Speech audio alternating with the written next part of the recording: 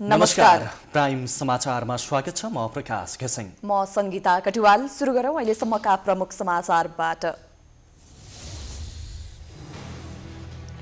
चुनावको पक्षमा जनमत जुटाउन आयोजित जनसभालाई प्रधानमन्त्रीद्वारा गणतन्त्रप्रति प्रतिबद्धता व्यक्त, समयमै चुनाव गराउने घोषणा, प्रचण्डलाई चिडियाखानामा थुन्ने गृहमन्त्रीको चेतावनी। ओली समूहको सभामा राजनीतिक चेतना नै नभएको सोझा नागरिकहरूको उल्लेख्य सहभागिता, कार्यक्रम र काठमाडौँ आउनुको कारण नै अनभिज्ञ, नेतृत्व पनि दिन सकेन स्पष्ट सन्देश। केपी ओलीकै कारण पार्टी विभाजनको स्थिति आएको प्रचण्डको आरोप, आम हडताल दोहोर्याउन सक्ने संकेत, माधव नेपाल भन्छन् ओली नैतिक रूपमा प्रधानमन्त्री बन्न योग्य छैनन्। संवैधानिक निकायहरूमा गैर कानुनी नियुक्ति गरिएको भन्दै इतिहासमै पहिलो पटक बहालवाला सभामुखद्वारा सर्वोच्चमा रिट आयोगका पदाधिकारीलाई काम कारबाही गर्न नदिन माग। नेपालमा कोभ्याक्स अन्तर्गत कोरोना विरुद्धको 22.5 लाख डोज खोप उपलब्ध हुने, फागुनको दोस्रो सातासम्म आइपुग्ने, 17% नागरिकलाई उपलब्ध गराउने सरकारी तयारी। यमनमा जारी युद्ध अन्त्य गर्नुपर्ने अमेरिकी राष्ट्रपति बाइडेनको जोड, विद्रोही विरुद्ध कारबाहीका लागि साउदी अरबियालाई दिँदै आएको सहयोग रोक्ने घोषणा। र लाफा समूह बुटवलको आयोजनामा तेस्रो लाफा राष्ट्रिय खुला तथा भेन्ट्रास पुरुष डबल ब्याडमिन्टन प्रतियोगिता आजदेखि सुरु, प्रतियोगितामा 80 टिमको सहभागिता।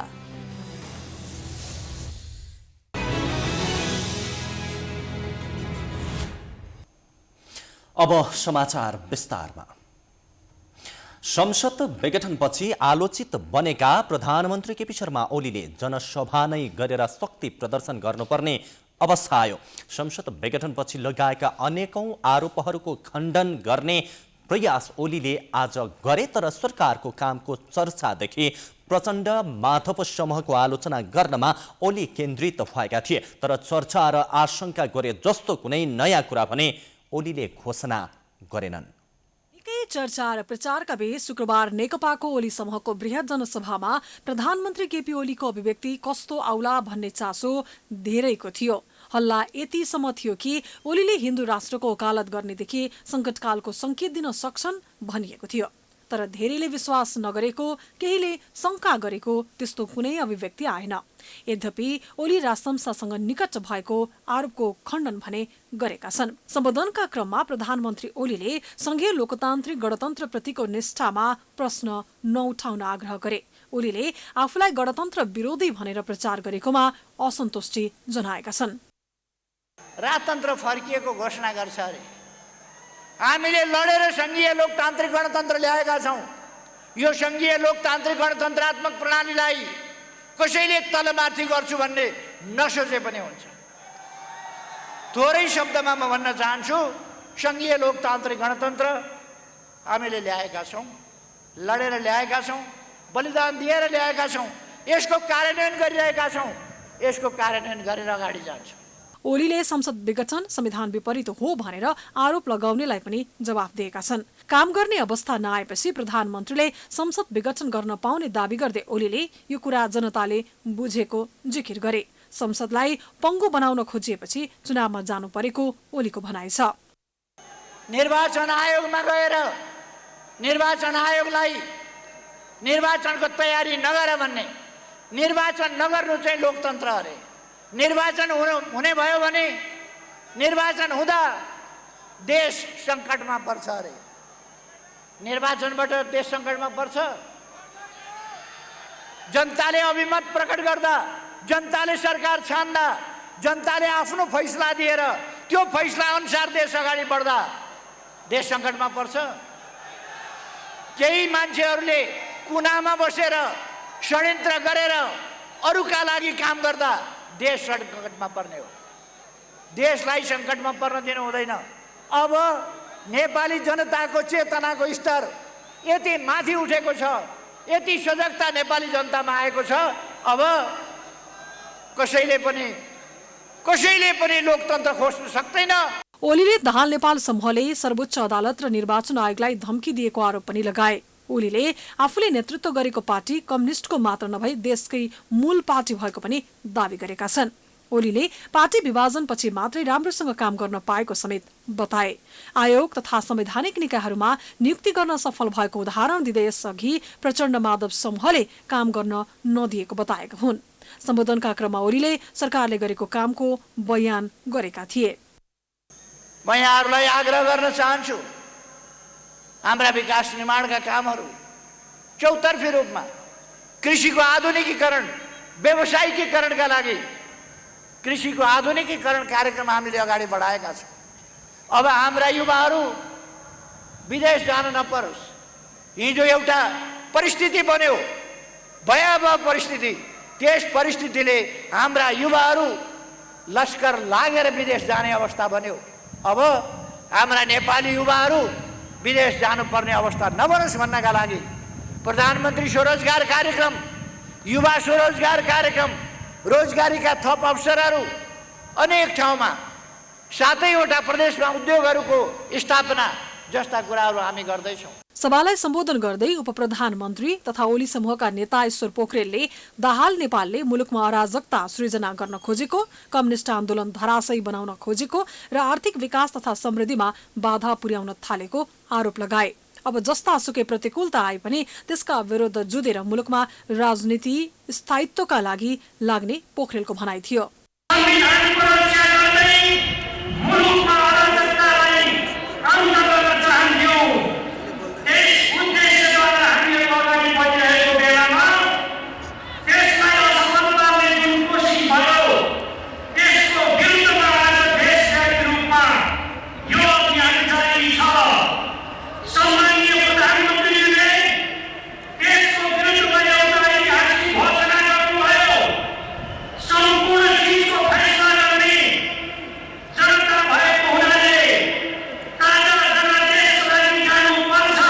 त्यसै गरी अर्का नेता तथा गृहमन्त्री रामबहादुर थापाले तेस्रो जनआन्दोलन सुरु भएको बताएका छन्। सरकारकै गृहमन्त्रीले तेस्रो जनआन्दोलन सुरु भएको बताएर के भन्न खोजेका हुन् भन्ने चाहिँ स्पष्ट छैन। त्यसै गरी गृहमन्त्री थापाले मांसाहारी आन्दोलन गर्नुपर्ने अभिव्यक्ति दिएका पुष्पकमल दाहाललाई चिडियाखानामा थुन्ने चेतावनी समेत दिएका छन्।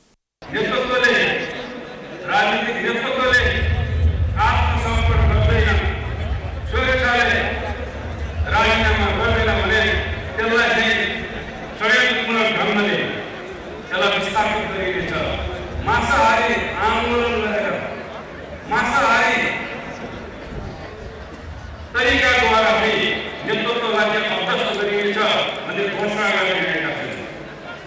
म यो ऐतिहासिक जनसभा मार्फतबाट तिनीहरूलाई के भन्न चाहन्छु भने कि मांसाहारी आन्दोलन गर्नेहरूलाई हाम्रो संविधानले, हाम्रो कानुनले त्यसलाई अपराध घोषित गरिएको छ र ती अपराध गर्नेहरूलाई, ती मांसाहारी आन्दोलन गर्नेहरूलाई जाउँदाखेरिको जुमा लगेर हामीले बन्द गरेको छ। प्रधानमन्त्री केपी शर्मा ओली नेतृत्वको नेपाल कम्युनिस्ट पार्टी नेकपाले शुक्रबार काठमाडौँमा शक्ति प्रदर्शन गरेको हो। सभामा काठमाडौँ उपत्यका सहित बागमती प्रदेशका 13 जिल्ला र देशभरिबाट पार्टी नेता, कार्यकर्ता र समर्थक आएका थिए। राजनीतिक दल र तिनका नेताहरूले जनतालाई भर्याङ बनाएर स्वार्थ पूरा गरेको दशकौं भयो। अभावै अभावमा बाँचेका नागरिकलाई सभा सम्मेलनमा भेला गराएर जनमत देखाउन तल्लीन नेताहरूले जनजीविकाको समस्या भने बुझ्दैनन्। आज प्रधानमन्त्री केपी ओलीको सभामा आएका अधिकांश नागरिकको अवस्था हेर्दा उनीहरूलाई केवल प्रयोग मात्रै गरेको देखिन्थ्यो। नेपालमा जति पनि राजनीतिक परिवर्तन भए ती सबै जनताको रगत पसिनाको फल हो। जनतालाई प्रयोग गरेर स्वार्थ पूरा गरेका राजनीतिक दल र तिनका नेताहरूले जनताको दुःख र समस्या भने समाधान गर्न सकेनन्। पछिल्लो समय नेकपाको 2 समूहले सोझा नागरिकलाई प्रयोग गरेर जनमत देखाउने प्रतिस्पर्धा गरिरहेका छन्। शुक्रबार प्रधानमन्त्री केपी ओली अर्थात् नेकपाको ओली समूहले काठमाडौँमा आयोजना गरेको बृहत जनसभामा देशका विभिन्न जिल्लाबाट कार्यकर्ता ल्याइएको थियो। तर यसरी ल्याइएका अधिकांश कार्यकर्ता सोझा र राजनीति नै नबुझेका थिए। ओली समूहले आफ्ना कार्यकर्ता भनेर दाबी गरेका कतिपय सर्वसाधारणलाई आफू कुन दलको कार्यक्रममा सहभागी भएको हुँ भन्नेसम्म पनि थाहा थिएन। नेकपाको ओली समूहको कार्यक्रममा आएकाहरू नेकपा एमालेको कार्यक्रममा आएको हुँ भन्दै थिए। अब थाहा त भर्खरै आएको त थाहा कहाँ हो, अब न थाहा हुन्छ के भनेर आउनु भएको थियो उहाँबाट चाहिँ तपाईँ? केको लागि त्यस्तै पार्टीको लागि कि हाम्रो केपी ओलीजी जितोस्, राम्रोसित हाम्रो आफ्नो राज चलाओस्, त्यही त हो। शक्ति प्रदर्शनमा ल्याएका नागरिकहरूले आफू केका लागि काठमाडौँ आए भन्ने स्पष्ट भन्न समेत सकिरहेका थिएनन्। चप्पल लगाएर काठमाडौँ आइपुगेका ज्येष्ठ नागरिकहरूमा कार्यक्रमको बारेमा मात्रै होइन, सामान्य राजनीतिक ज्ञान समेत थिएन। मुखियाको नाम के हो? प्रभुनाथ चौधरी। के को लागि भनेर ल्याउनु भएको काठमाडौँ तपाईहरुलाई? पार्टीमा आइल बानी छ, पार्टी के को पार्टीमा आउनु भएको?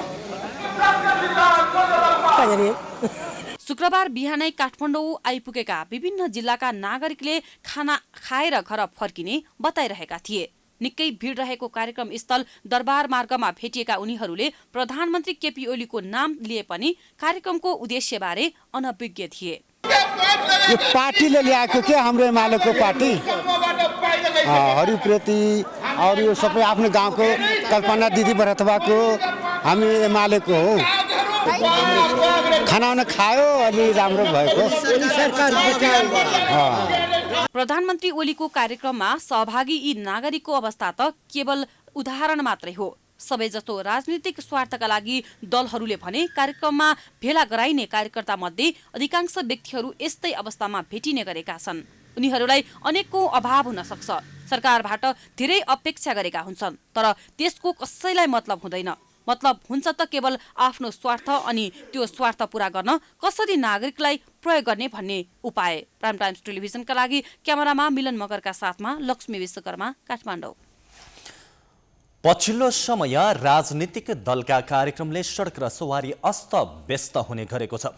विशेष गरी नेकपाका दुई समूहले गर्ने कार्यक्रमले ट्राफिक व्यवस्थापनमा चुनौती दिएको छ। आज पनि ओली समूहको बृहत सभाले काठमाडौँ उपत्यकाको ट्राफिक नै अस्त व्यस्त भयो।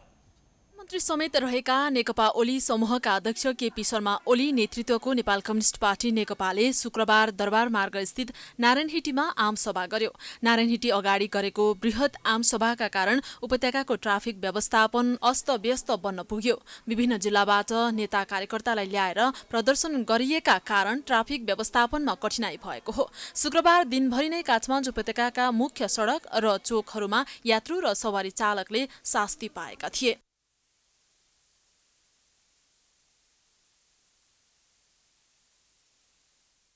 जनसभाकै कारण अवरोध भएका ठाउँमा वैकल्पिक मार्गबाट सवारी साधनहरूलाई डाइभर्ट गराइएको थियो। दैनिक जसो हुने यस्ता गतिविधिका कारण नागरिकले आवत जावतमा समस्या भोग्दै आएका छन्। एकदमै बोरिङै छ। एकदम अब यो तपाईँको जाम त दरबारमा एरिया त आज हेर्नु नै हुँदैन, एकदमै जामै छ। केही पनि चल्नै दिएको छैन त्यो भित्रको रुट त त्यहाँबाट होइन। त्यो कारणले चाहिँ एकदमै गाह्रो नै छ, सर्वसाधारणलाई पनि गाह्रो नै छ। आज र हिजोको स्थितिमा चाहिँ धेरै नै गाह्रो छ। सभा हुनुभन्दा अगाडि विभिन्न स्थानबाट निकालिएको जुलुसका कारण ट्राफिक अस्तव्यस्त भएको थियो भने सभा सकिएपछि पनि त्यस्तै अस्तव्यस्त भयो। धेरै समस्या छ नि। अब यहाँ त छिर भने एक ठाउँ गयो भने त्यहीँ जाममा परेर बसिन्छ, धेरै समस्या हो। एकतिर गयो भने त्यतै दिनभरि बस्ने हुन्छ, कहाँ गएर के गर्ने। अब हामी चाहिँ सरकारले अब बुझ्नु पर्ने, जनतालाई यस्तो दुःख दिएर अब यस्तो आन्दोलन हडताल गरेर भन नि। समस्या त कार्यक्रम हुँदाखेरि त परि नै हाल्छ नि। अब त्यही त हो नि, चक्का जाम हुन्छ, यताउति हुन्छ, नक्सानी हुन्छ, देशको हानि हुन्छ होइन। हामीले पनि आफूले जनताहरू पनि अलिकति जागरुक भएर चाहिँ यस्तो टाइममा चाहिँ जान्न पर्ने हो। चाहे ओली समूहको कार्यक्रम होस्, चाहे प्रचण्ड माधव समूहको कार्यक्रम, अरू जुनसुकै दलको सभा, तर प्रदर्शन गर्दा सवारी आवागमनमा पुग्न सक्ने अवरोधलाई ख्याल गरेको पाइँदैन। क्यामेरामा मिलन मगरको साथमा रितासमा मुखिया, काठमाडौँ।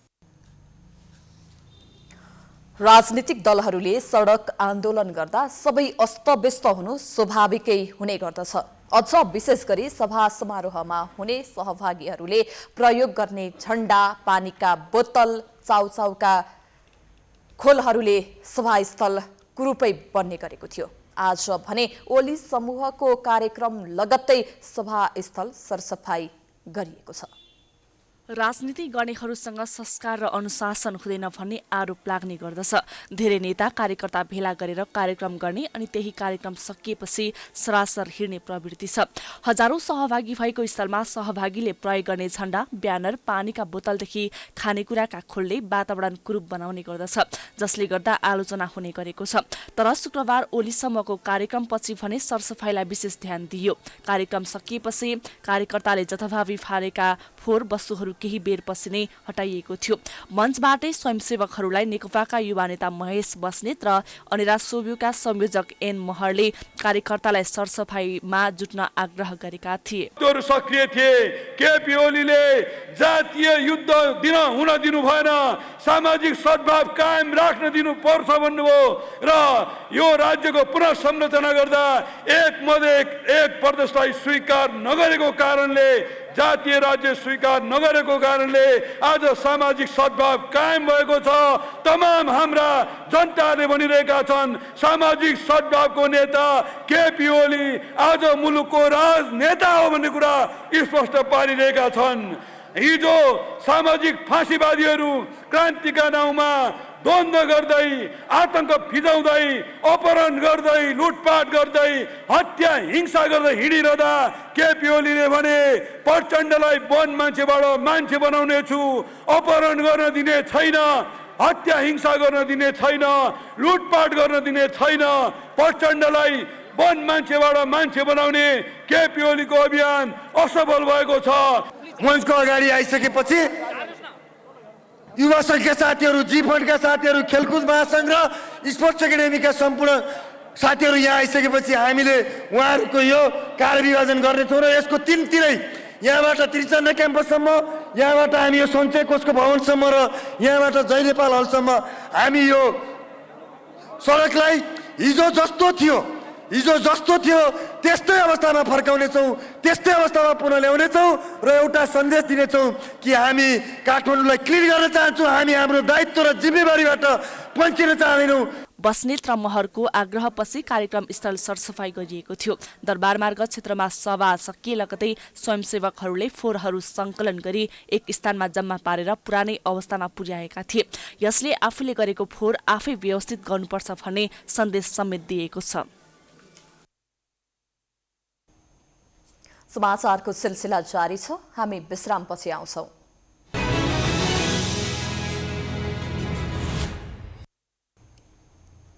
विश्रामपछि स्वागत छ बाँकी समाचार। नेकपा अध्यक्ष पुष्पकमल दाहालले पार्टी एकताको केही समयपछि नै केपी ओलीमा व्यक्तिवाद देखिएको आरोप लगाएका छन्। शुक्रबार ललितपुरमा नेकपा ललितपुर जिल्ला कमिटीले आयोजना गरेको कार्यकर्ता फेलामा प्रचण्डले ओलीले एकता भएदेखि नै सहमति र समझदारी कायम गराउन नचाहेको र व्यक्तिवाद लाद्न खोजेको आरोप समेत लगाएका हुन्। उनले पार्टीमा सहमति र समझदारीको कुरा गर्ने बित्तिकै ओलीले फुट्नको धम्की दिने गरेको स्मरण समेत गर्दै ओलीको कम्युनिस्ट विरोधी कामले नै सङ्घर्ष सुरु भएको बताए। पटक पटक ओलीले संविधान र लोकतन्त्रमाथि नै प्रहार गरेको दाहालको आरोप छ। ओलीकै कारण उपलब्धि धरापमा परेको र मुलुक अँध्यारो सुरुङमा जाने खतरा रहेकाले आफूहरू जनतामाझ आएको उनको भनाइ छ। दाहालले 70% भन्दा बढी केन्द्रीय सदस्य आफूहरूसँग रहेकाले आफूहरू नै आधिकारिक नेकपा भएको र निर्वाचन आयोगमा पनि दाबी गरिएको जानकारी दिए। पार्टी आफूहरूले नभई ओलीले फुटाएको उनको जिज्ञेर छ। नेपाली जनतामाथि त्यो खतराका विरुद्ध हामी सङ्घर्षको मैदानमा छौँ। केपी ओलीलाई हामीले पार्टी सदस्यताबाट केन्द्रीय समितिले निष्कासन गरिसक्यो। निर्वाचन आयोगमा हामीले गएर दाबी गरिसक्यौँ। हामी झन्डै 70% हामी छौँ, यही पार्टी हो भनेर दाबी प्रस्तुत गरिसक्यौँ। हामीले पार्टी विभाजन हामीले होइन केपीले गरे हो, किनभने 70%ले पार्टी विभाजन गर्दैनन्। दुनियाँमा कहीँ त्यस्तो हुन्छ र?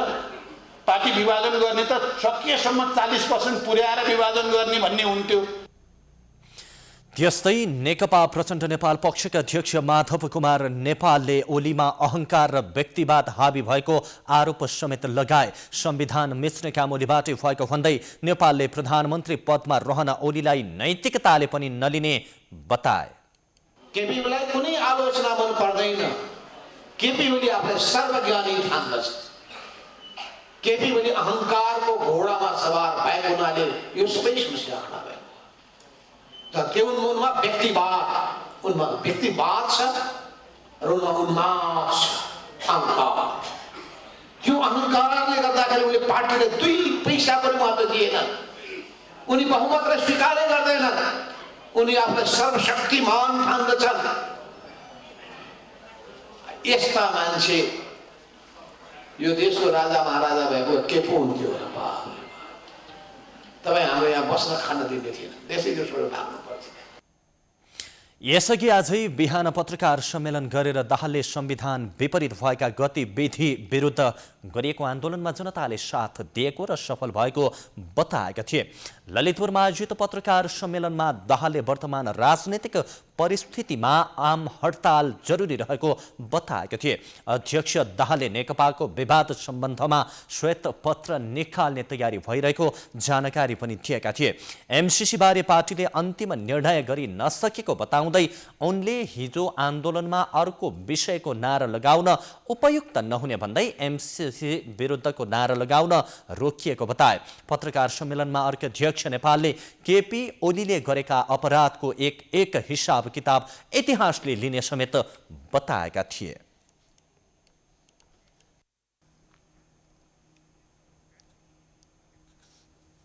संवैधानिक निकायहरूमा गरिएको नियुक्ति कानुनी हिसाबले गलत भएको टिप्पणी भइरहेका बेला सभामुख अग्नि सापकोटाले सर्वोच्चमा रिट हालेका छन्। शुक्रबार दायर गरेको रिटमा राष्ट्रपति कार्यालय, प्रधानमन्त्री लगायत नियुक्ति लिएकाहरूलाई विपक्षी बनाइएको छ। नेपालको इतिहासमा बहालवाला सभामुख सर्वोच्च अदालतमा रिट निवेदन लिएर गएको यो पहिलो घटना हो। संवैधानिक निकायहरूमा भएको नियुक्ति विरुद्ध सभामुख अग्नि सापकोटाले सर्वोच्च अदालतमा रिट दायर गरेका छन्। शुक्रबार दायर गरेको रिटमा राष्ट्रपति कार्यालय, प्रधानमन्त्री लगायत नियुक्ति लिएकाहरूलाई विपक्षी बनाइएको छ।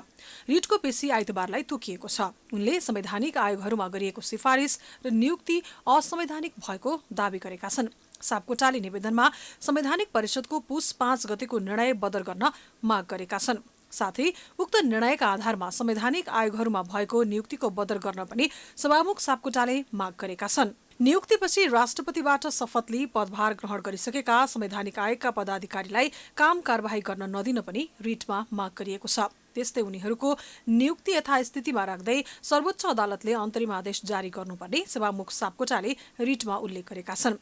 सापकोटाले राज्य संयन्त्रका नेतृत्वबाट संविधानमाथि एकपछि अर्को प्रहार भएपछि आफू अदालतमा जानु परेको बताएका छन्।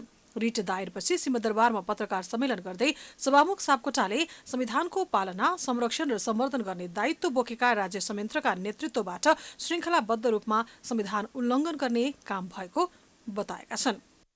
संविधान निर्माणका क्रममा लामो छलफल र बहसपछि संविधानको धारा 292मा संसदीय सुनाई सम्बन्धी व्यवस्था राखिएको तथ्य संविधान सभाको दुवै कार्यकालको सक्रिय सदस्यको हैसियतले यहाँ स्मरण गराउन चाहन्छु। संवैधानिक निकायहरूमा हुने नियुक्तिहरू निष्पक्ष, विवादरहित र जनप्रतिनिधि सत्ताद्वारा अनुमोदित होस् र स्वेच्छाचारी नियुक्तिको अवस्था नआओस् भनी संविधान निर्माण गर्दा संवैधानिक परिषद बन्ने व्यवस्था गरी संवैधानिक परिषदलाई सिफारिस प्राप्त गर्ने अधिकार दिएको हो। परिषदले गरेका सिफारिस अनुसार 15 सदस्यीय संसदीय सुनाई समितिले योग्य र क्षमतावान भए नभएको यकिन गरेर मात्र सिफारिस सदर गरोस् भनेर संसदीय सुनाईको व्यवस्था भएको हो। कानूनी र राजनीतिक विवादका बीच राष्ट्रपति विद्यादेवी भण्डारीले बुधबार अख्तियार, निर्वाचन आयोग लगायतका संवैधानिक निकायहरूमा पदाधिकारी नियुक्त गरेकी थिइन्। 30 मङ्सिरमा संवैधानिक परिषदको बैठक बस्न कोरम नपुगेपछि सरकारले दिउँसो अध्यक्ष सहित बहुमत सदस्य उपस्थित भए बैठक बस्न सक्ने गरी अध्यादेश ल्याएको थियो। त्यही दिन साँझ बोलाइएको बैठकमा प्रधानमन्त्री, राष्ट्रिय सभाका अध्यक्ष र प्रधान न्यायाधीश सहभागी भएका थिए भने सभामुख अग्निप्रसाद सापकोटा र प्रमुख विपक्षी दलका नेता शेरबहादुर देउवाले बहिष्कार गरेका थिए। संविधान अनुसार संवैधानिक निकायका पदाधिकारी नियुक्ति गर्दा संसदीय सुनवाई समितिबाट अनुमोदन गर्नुपर्ने थियो। तर सिफारिसको 45 दिनसम्म निर्णय दिन नसकेको अवस्थामा स्वतः अनुमोदन भएको मानिने संसदको संयुक्त बैठक र संयुक्त समितिको नियमावलीलाई टेकेर नियुक्ति दिएको थियो।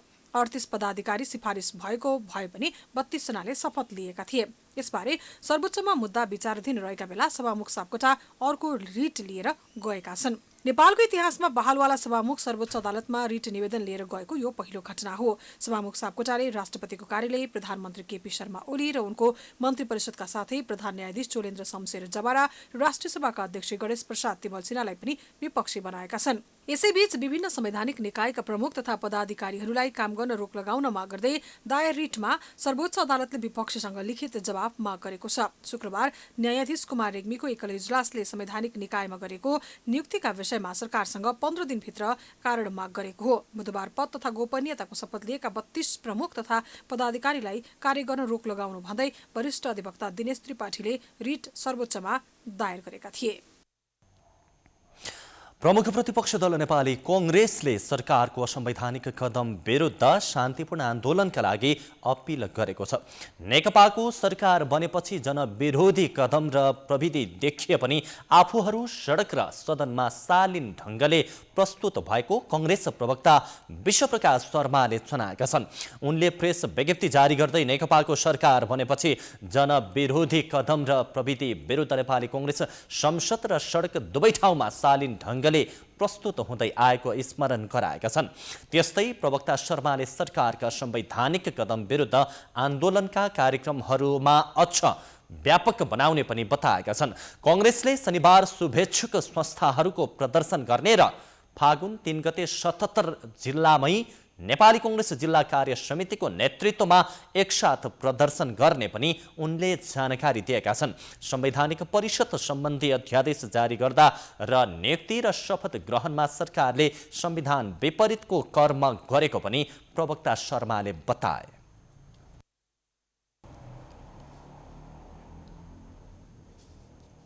बृहत नागरिक आन्दोलनले आज काठमाडौँमा मार्च पास गरेको छ। प्रतिनिधि सभा विघटन तथा संवैधानिक निकायमा गरिएका नियुक्तिको विरोधमा नागरिक आन्दोलनले काठमाडौँको लाइनचौरबाट शीतल निवाससम्म मार्च पास गरेको हो। लाइनचौरबाट सुरु भएको मार्च पास पानी पोखरी पुगेर कोणसभामा परिणत भयो। मार्च पासमा सहभागीहरूलाई पानी पोखरीबाट प्रहरीले अघि बढ्न नदिएपछि त्यही कोणसभा गरिएको हो। मार्च पासका क्रममा राष्ट्रपति ज्यू संविधान कहाँ छ, असंवैधानिक नियुक्ति मान्दैनौ, सत्ता कब्जा मुर्दाबाद, लोकतन्त्र जिन्दाबाद लगायतका प्लेकार्ड प्रदर्शन गरिएको थियो। सभामा बोल्ने वक्ताहरूले प्रधानमन्त्रीको कदम र राष्ट्रपतिको भूमिकाको आलोचना गरेका थिए। कोणसभामा नागरिक अगुवाहरूले संविधान मिच्ने काम प्रधानमन्त्रीबाट भएको भन्दै यसलाई नसच्याएसम्म विरोध गर्नुपर्ने बताएका छन्। यो सत्य सेवा सुरक्षा तपाईहरुको उद्देश्य हो। न सत्य तपाईहरुको पक्षमा भइरहेको छ, न न्याय भइरहेको छ, न सुरक्षा भइरहेको छ। त्यसकारणले यसमा पुनर्विचार गर्नु होला। हामीलाई तपाईहरु खटाएको गर्ने हो त्यो हामीलाई थाहा छ, तपाईहरुको बाध्यता हो त्यो हामीलाई थाहा छ।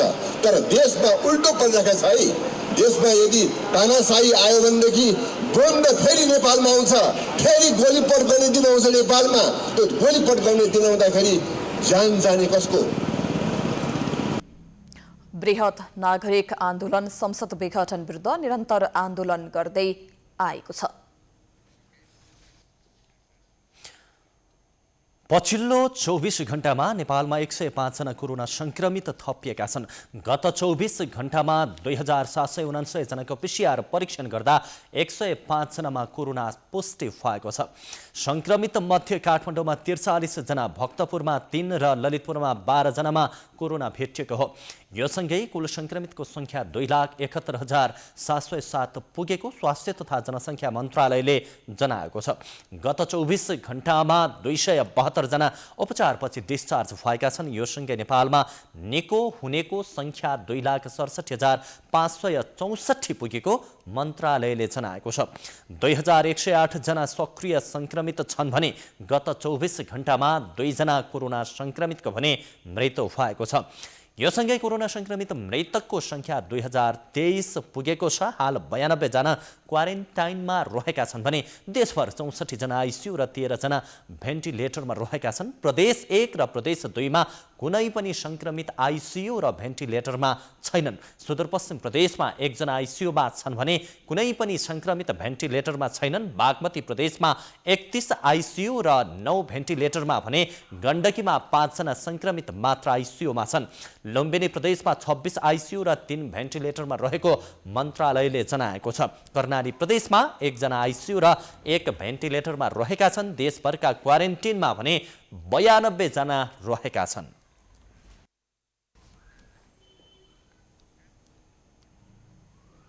नेपालले विश्व स्वास्थ्य संगठनको कोभ्याक्स सुविधा अन्तर्गत 22,56,000 डोज खोप प्राप्त गर्ने भएको छ। कोभ्याक्स अन्तर्गतको खोप फागुनको दोस्रो हप्तासम्म आइपुग्ने विश्वास लिएको छ। सरकारले आवश्यक तयारी पूरा गरिसकेको जनाएको छ। पहिलो चरणको कोरोना विरुद्धको खोप अभियान चलिरहेको छ। उक्त अभियान माघ 24 गते शनिबारसम्म चल्ने बताइएको छ। नेपालमा पहिलो चरणको खोप भारतले अनुदान स्वरूप उपलब्ध गराएको भ्याक्सिन प्रयोगमा आउँदै गर्दा नेपालमा फागुनको पहिलो सातासम्म कोभ्याक्स सुविधा अन्तर्गत खोप नेपाल आउने भएको छ। भारतले अनुदानमा दिएको खोप सफलतापूर्वक प्रयोग गरे पश्चात नेपाललाई कोभ्याक्सले राम्रो मूल्याङ्कन सहित अन्य देशहरूमा भन्दा छिटो खोप उपलब्ध गराउने भएको हो। नेपाल सहित 185 वटा देशले आवेदन दिएको भए तापनि अन्य देशहरूमा भन्दा छिट्टै नेपालमा खोप आउने भएको हो।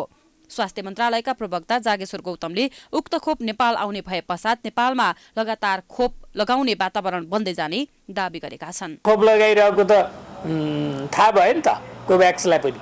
त्यसो भएर यी नेपालीहरूले गर्न सक्छन्, नेपालको सरकारले यो काम गर्न सक्छ भन्ने उनीहरूलाई अलि विश्वास बढी जागेको छ।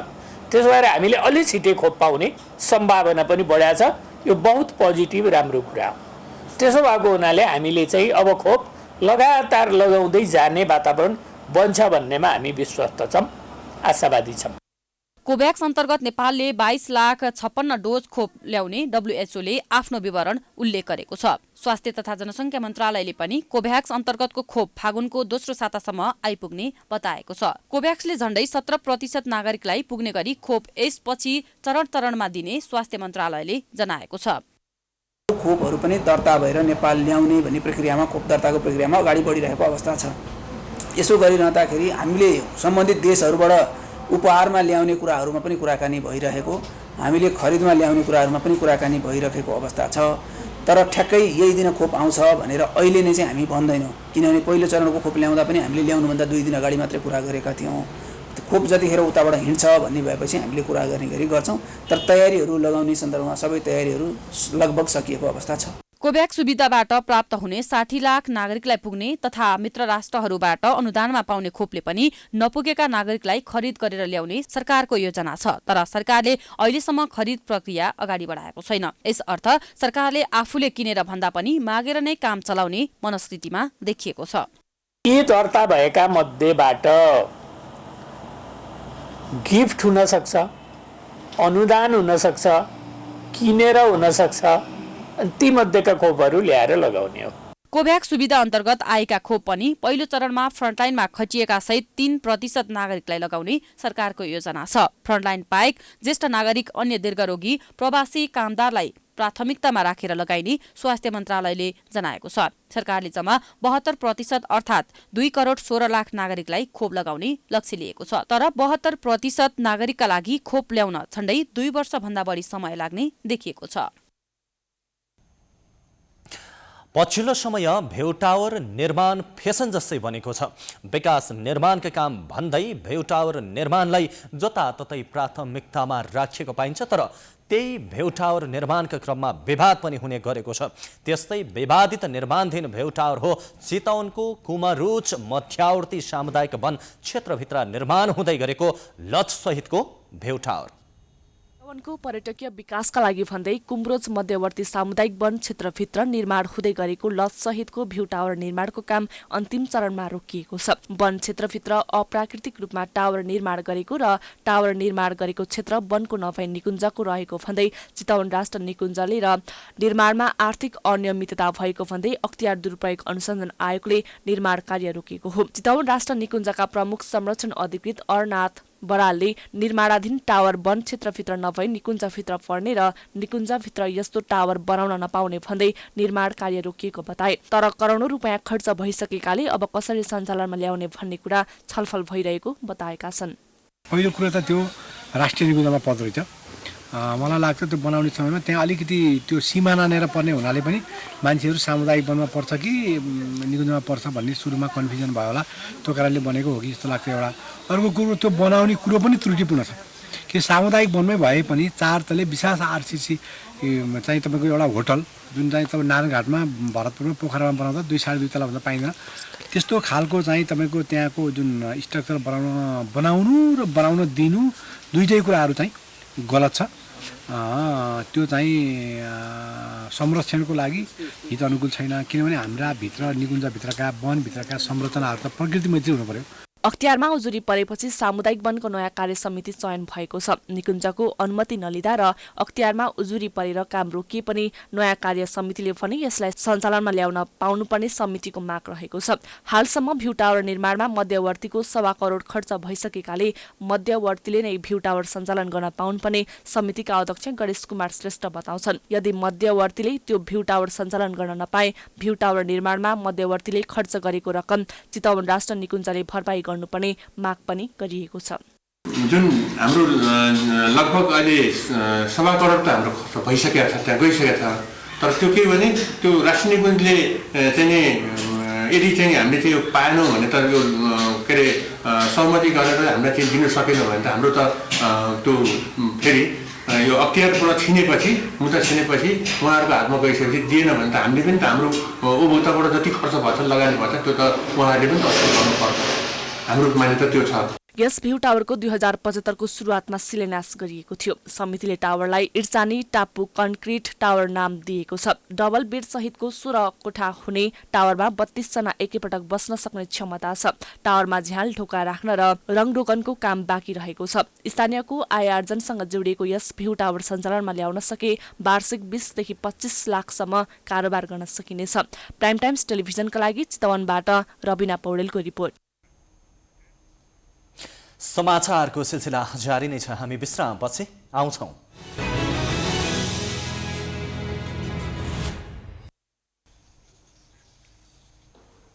विश्रामपछि स्वागत छ। अब आर्थिक समाचार।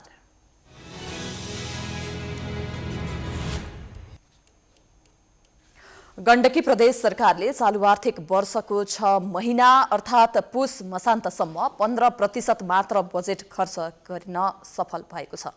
चालु आर्थिक वर्ष 2077-78 को पुस मसान्तसम्म कुल बजेटको 15.32% खर्च भएको छ।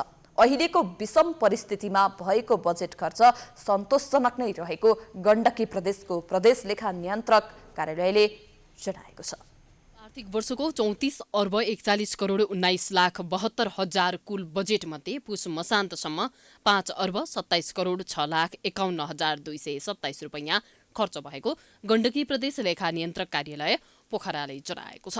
अघिल्लो वर्षको तुलनामा यस वर्षको 6 महिनामा करिब 15% बजेट खर्च भएको दावी गर्दै प्रदेश लेखा नियन्त्रक इन्द्रप्रसाद पौडेलले बजेट सन्तोषजनक रूपमा खर्च भएको दावी गर्नुभएको छ। कोरोना महामारीका बावजुद पनि यस वर्ष 80% भन्दा बढी खर्च हुने सम्भावना रहेको बताउँदै गत वर्ष करिब 77% को हाराहारीमा बजेट खर्च भएको उहाँको भनाइ छ। उहाँका अनुसार भौतिक पूर्वाधार विकास मन्त्रालयको 6 महिनामा सबैभन्दा बढी 21.67% रकम खर्च गर्न सफल भएको छ।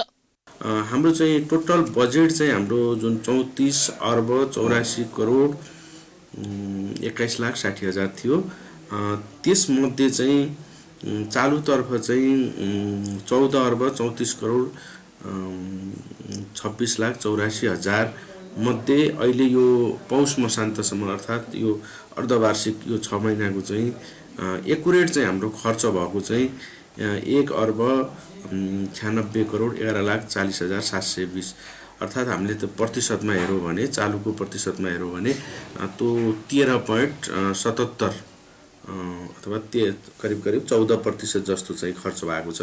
प्रदेशका विभिन्न मन्त्रालय तथा निकायतर्फ हेर्दा 6 महिनामा उद्योग पर्यटन वन तथा वातावरण मन्त्रालयको पुस मसान्तसम्ममा 17.42% अर्थात् 33,09,65,377 रुपैयाँ खर्च भएको छ।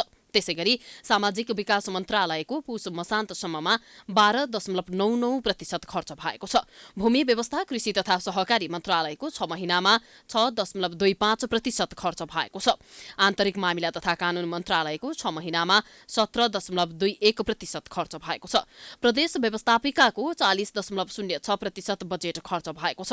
मुख्य न्यायाधिवक्ताको कार्यालयको 22, स्थानीय तहमा 33% बजेट खर्च भएको छ।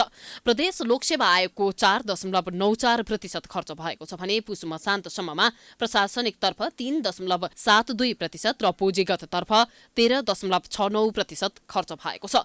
मुख्यमन्त्री तथा मन्त्री परिषदको कार्यालयको सबैभन्दा कम 2% मात्रै खर्च भएको छ। द्वितीय चौमासिक र तृतीय चौमासिकमा कार्यक्रम बढी छन्। त्यो भन्नाले जस्तै प्रथम चौमासिकमा त्यो कुनै पनि क्रियाकलापहरूको चाहिँ प्रोसेसमा जाने त्यो भएको भएर चाहिँ त्यो बजेटको खर्च न्यूनता देखिएको छ र जस्तै जीवन रक्षा कोष जस्ता चाहिँ कार्यक्रमहरू कार्यान्वयन गइसकेका छन्। त्यसलाई चाहिँ अब पूर्व तयारी धेरै गर्नुपर्ने निर्देशिका बनाउनदेखि लिएर त्यो कार्यक्रम गराउँदाखेरि चाहिँ बजेट चाहिँ खर्च भएको देखिँदैन र कार्यक्रम चाहिँ दोस्रो र तेस्रो चौमासिकमा हुने हुँदाखेरि खर्च कम देखिएको अवस्था हो। अघिल्लो वर्षको तुलनामा यस वर्षको 6 महिनामा करिब 1.5% बढी बजेट खर्च भएको र बजेट सन्तोषजनक रूपमा खर्च भएको लेखा नियन्त्रक कार्यालयको दाबी रहेको छ। यस वर्ष धेरै योजनाको भौतिक प्रगति भए पनि भोक्तानी गर्न बजेट बाँकी रहेको पहिलो चौमासिकमा 10% देखि 12% सम्म बजेट विनियोजन हुने भएकाले थोरै प्रगति भए पनि अब खर्च हुने गरी बजेट लयमा रहेको जनाइएको छ। गण्डकी प्रदेश सरकारले चालू आर्थिक वर्षको लागि 34,84,21,60,000 को बजेट प्रस्तुत गरेको थियो। उक्त बजेट अघिल्लो आर्थिक वर्षको तुलनामा करिब 8% बढी हो भने उक्त बजेट चालुतर्फ 41.2%, पुँजीगततर्फ 57.4% र वित्तीय व्यवस्थापनतर्फ भने 1.4% रहेको छ। कास्कीबाट अनिता घिमिरेको रिपोर्ट। अब अन्तर्राष्ट्रिय समाचार।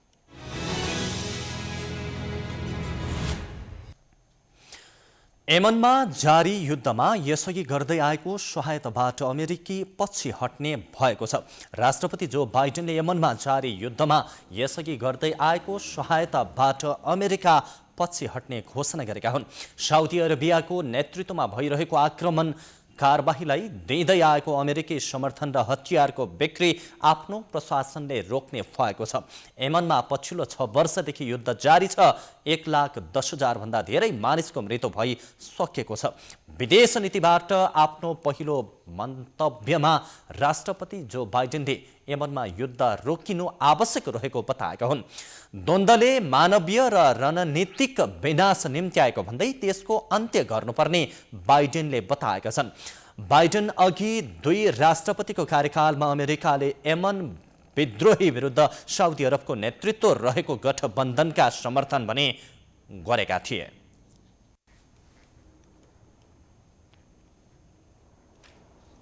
अब खेलकुद समाचार।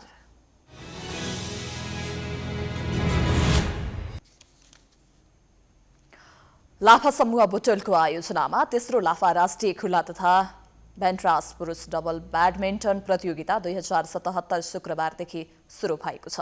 खेलकुद र सामाजिक गतिविधिमा क्रियाशील लाफा समूहले खेलाडीहरूलाई प्रोत्साहन गर्ने लक्ष्यसहित आयोजित प्रतियोगिता शुक्रबारदेखि बुटोलमा सुरु भएको हो। प्रतियोगितामा 80 टिमको सहभागिता रहेको छ भने काठमाडौँ, चितवन, कास्की, दाङ, बाँके, कैलाली, बागलुङ, गुल्मे, पाल्पा लगायतका जिल्लाबाट खेलाडीहरू सहभागी भएको आयोजकले जनाएका छन्। प्रतियोगिताको उद्घाटन गर्दै बुटवल उपमहानगरपालिकाका नगर प्रमुख शिवराज सुवेदीले सबै मिलेर समृद्ध बुटवल निर्माणका लागि लाग्न आग्रह गर्दै राम्रा काम गर्नेलाई पुरस्कृत र गल्ती गर्ने जो कोहीलाई सजायको भागीदार बनाउन आग्रह गरे। सम्बन्धी खेलकुद विज्ञहरूले दिएको सल्लाह अनुसार यसो गर्छौँ र म क्लबहरूलाई अनुरोध पनि के छ भने यस्ता हाम्रा जिमशाला भइसकेपछि तपाईँहरू पनि त्यहाँ जानुहोस्। सबैले जान्दैन के को एक्सर्साइज गर्नु, तपाईँहरूले सिकाइदिनुपर्छ, आफू पनि गर्ने। त्यो बिहानको टाइम त्यहाँ पनि हामीले नागरिकलाई स्वस्थ बनाउनका लागि यसरी अगाडि बढाउने गरी सबै क्षेत्र र सबै उमेर समूह हाम्रो वृद्ध ज्येष्ठ नागरिक मिलन केन्द्रमा 2 ठाउँमा हामीले फेरि उहाँहरूका नसा सम्बन्धी समस्या हुने हुनाले उहाँको अलि सानो साइजको तर उहाँहरूलाई नसालाई खुम्चिने अवस्था, घुँडा दुख्ने अवस्थाको अन्त्य गर्नका निम्ति त्यहाँ पनि हामीले राखेका छौँ। प्रतियोगितामा खुलातर्फ 58 तथा भेन्ट्रासतर्फ 28 बढी टिमको सहभागिता रहेको आयोजक लाफा समूहले जनाएको छ। प्रतियोगितामा खुलातर्फका विजेताले 55,555 नगद पुरस्कार प्राप्त गर्नेछन्। त्यस्तै उपविजेताले 41,555 तथा तेस्रो हुनेले 31,555 नगद पुरस्कार प्राप्त गर्नेछन् भने भेन्ट्रासतर्फ भने प्रथम पुरस्कार 25,555, दोस्रो पुरस्कार 15,555 र तृतीय पुरस्कार 10,555 रहेको छ।